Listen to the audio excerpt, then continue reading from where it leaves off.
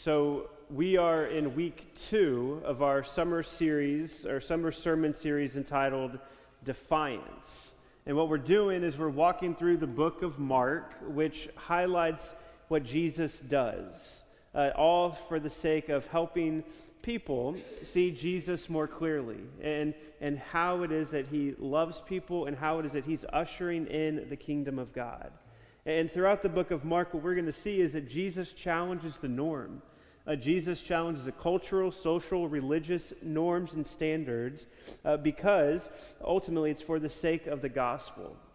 And for us today in a world that is very different than it once was, in a world that is constantly trying to get us to conform and be like everyone else, there are times it's going to take a defiant faith for us to stand firm and stand up for what we believe in God.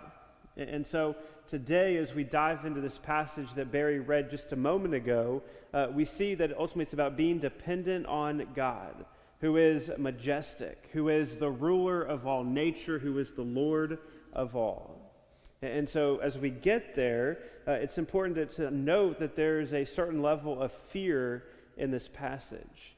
And the question I have for you guys, and this is rhetorical at this moment, it won't be later, but just think about this, is when were the disciples most afraid?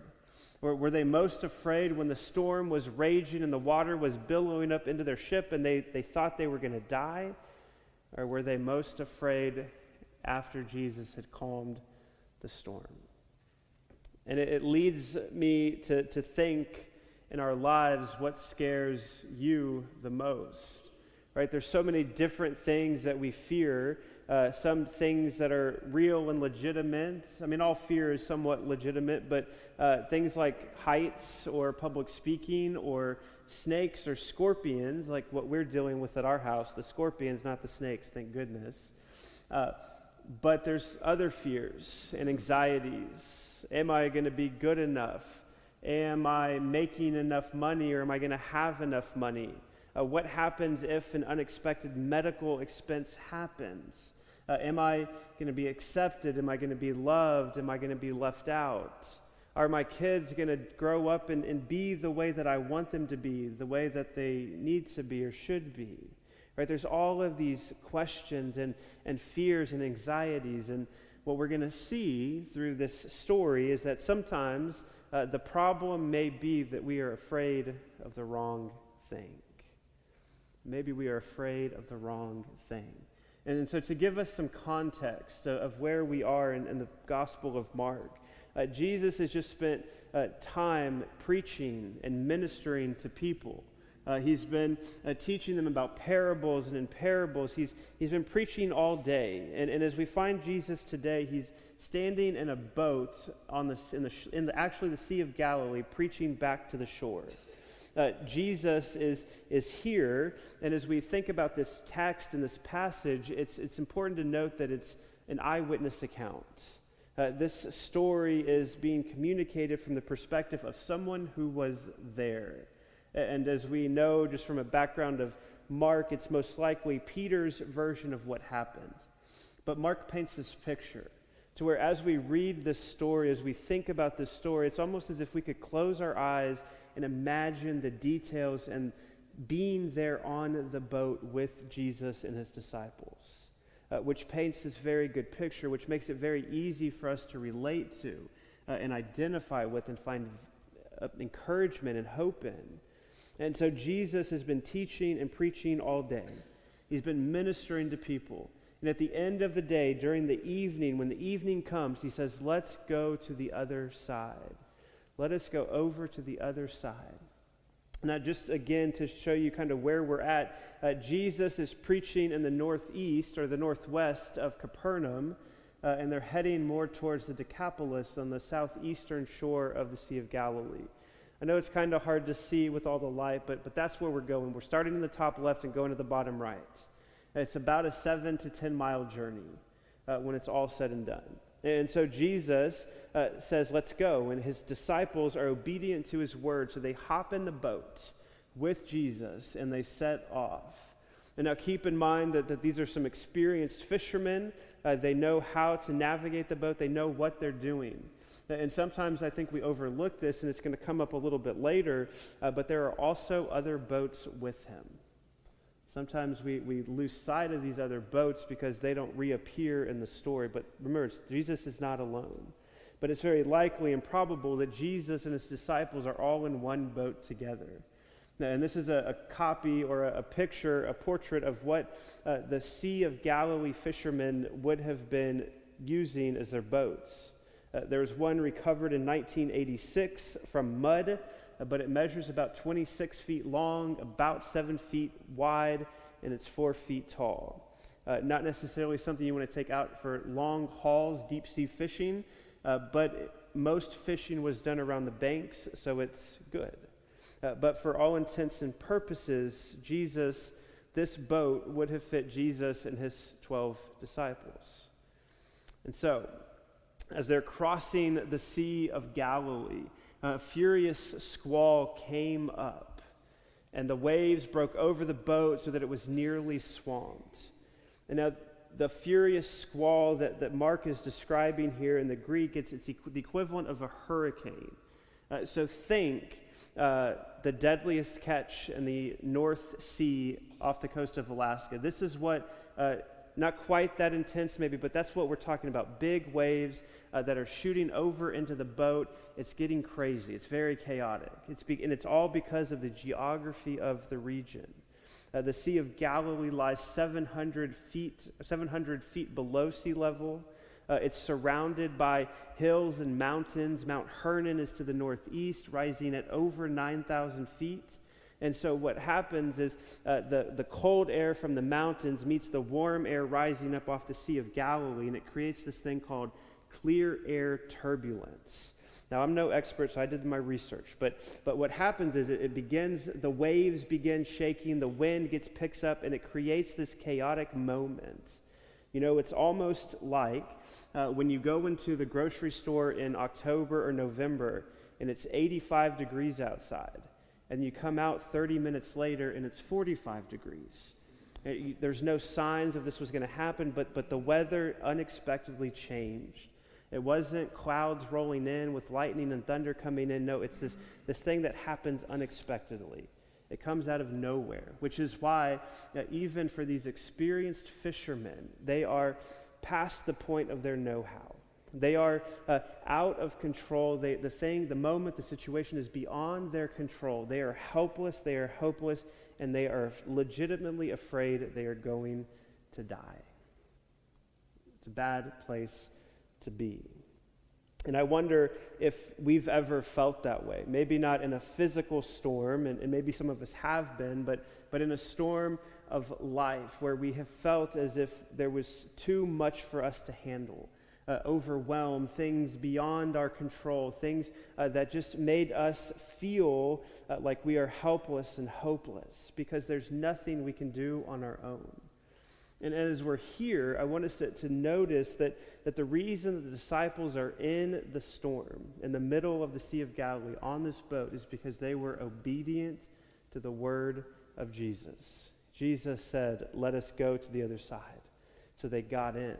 And so this is a reminder for us is that sometimes the storms of life, they're not the result of bad decisions. Sometimes they are, but sometimes it's because God allows or leads us into them to help us grow in our faith, to test us, to strengthen us, to ultimately help us to see our need for Him in the moment that life gets beyond our control. In some ways, you could say that the storms of life are opportunities for God to reveal who He is, who we are, and ultimately who we need. Because when He brings us to the end of ourselves, we are driven to Him and Him alone, which ultimately is what His disciples do. In this moment of fear and panic, they find Jesus, their teacher, their rabbi, in the stern, sleeping on a cushion. And partly one of the reasons they're so fearful is because Jesus, based on Mark's description, Jesus is likely sleeping in the pilot's seat. The place where the person should be standing to help navigate and get these guys out of the storm, there is the captain, so to speak, of the ship fast asleep. And so you have one hand, Jesus is sleeping, having full assurance and confidence in the providential care of his Father. But then on the other hand, you see the response of the disciples. They wake him and say to him, "Teacher, don't you care if we drown?" In their frustration, they see from their perspective an indifferent Jesus, a Jesus who doesn't care for them, a Jesus who is not concerned about their life or their well-being. And so it's in this moment of frustration that they lash out to God. "Do you even care about us, God?" Have we ever been there? Have we ever been in the middle of a storm and just wondered, God, what are you doing? Why aren't you here? Why am I having to go through this? There's no end in sight. God, where is the end? I don't know how much more I can take. I think we can relate to the disciples here, because ultimately what happened for them is that the storm filled their minds so much that they lost sight of the assurance of Jesus' care for them. They lost sight of Jesus' word. And it's easy for us to fall into this because we think, because we don't see God in the storm, that he's not there. When that could in reality be the furthest thing from the truth. Because everything Jesus does demonstrates that he cares for his disciples, that he cares for his people, he cares for each one of us. And so our reminder is to not let the storms of life get between us and our confidence in God's love for us and the promises of God that he has given to each one of us in our lives.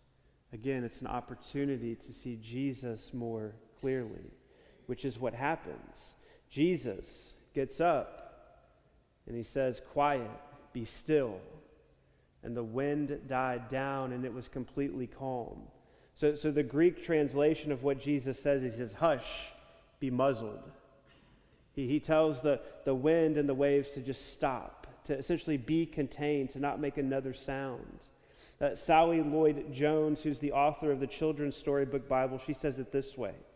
The wind and the waves recognized Jesus' voice because they had heard it before, of course. It was the same voice that made them in the very beginning. They listened to Jesus and they did what he said. Immediately the wind stopped and the waves calmed down.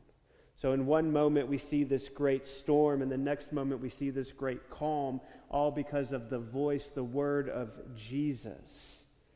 And it's in this moment that the disciples begin to see something that they hadn't seen before. They didn't realize fully who Jesus was at this moment. And yet, remember those other boats that were with him? Jesus' word, Jesus' miracle, Jesus demonstrating his control over nature was a blessing to not just the boat that he was in, the people who asked for his help, but to everyone who was around him. And the same is true for our lives. When God shows up and he performs miracles in our lives, when he does amazing things, when he shows up and provides for us, other people are blessed by it. And they get to see his faithfulness and his love in our life, and the same is true for their lives. So now we come back to the original question. When were the disciples most afraid? Was it during the storm or was it during the calm? And so final two verses. Jesus said to his disciples, "Why are you so afraid? Do you still have no faith?" They were terrified and asked each other, "Who is this? Even the wind and the waves obey him." So fear, afraid, and terrified.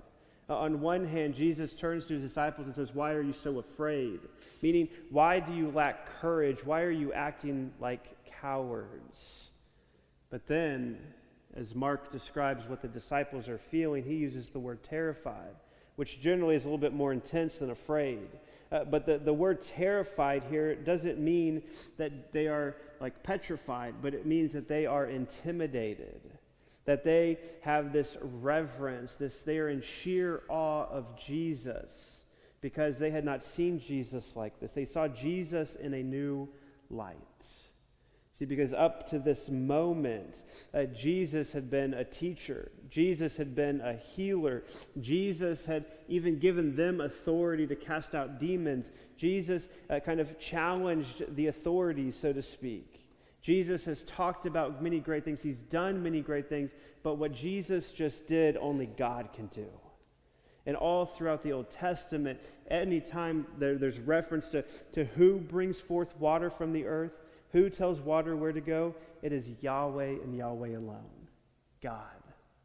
We saw in the conversation with Job, where were you when I laid out the mountains? Where were you when I closed up the womb after it came forth from the ocean?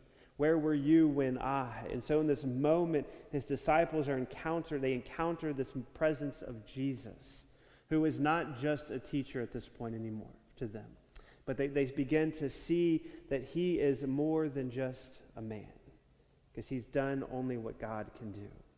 See, the disciples, they needed Jesus to do something, to do things, but all Jesus wanted from them was for them to trust him, to say, I am in the presence of Jesus, the God of the universe, God in flesh, and that is more than enough. That is all what I need to survive. And so for his disciples, it's this new glimpse of Jesus. And as we look at this story, it's not just that, yes, Jesus calms the storms. He calms the storms in Galilee on that day. He calms the storms in our life. Yes, that is very real and true. But what Mark is trying to convey to us, what he's really trying to get across, is that this Jesus is not just a teacher. This Jesus is majestic. This Jesus is the King of all nature. He is the ruler of all nature. He is the King of kings, and he is the Lord of all. And that is who this Jesus is. Jesus endured the storm so that we could find peace and be saved. He calmed the storm in the Sea of Galilee, but then he ultimately calmed the only storm that can drown us, the storm of sin, death, and the power of the devil. Jesus went down into the storm for us, and then he emerged 3 days later with victory in his hand that says, you are forever forgiven, you are forever free, you are forever mine. Jesus won the victory for us so that when the storms of life come, we don't need to be afraid of them, but instead we stand in awe and reverence of who God is.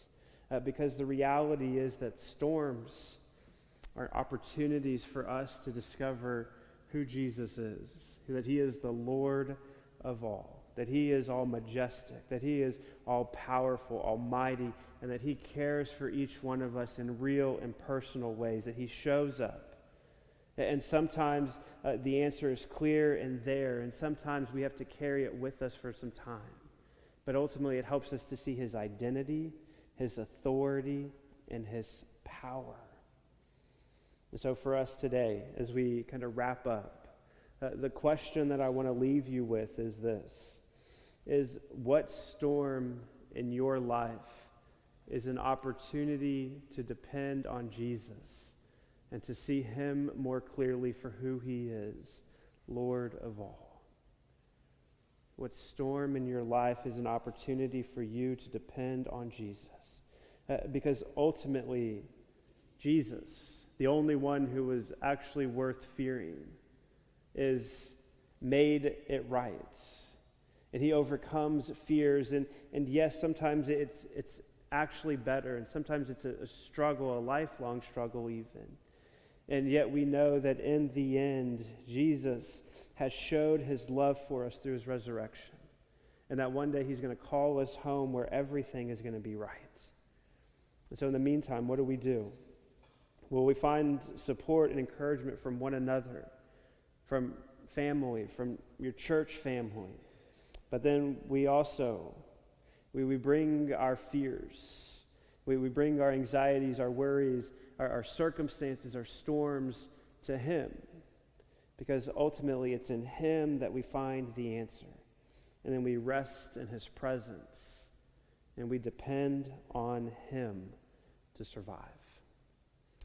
So God's peace and strength be with you today and always. Amen.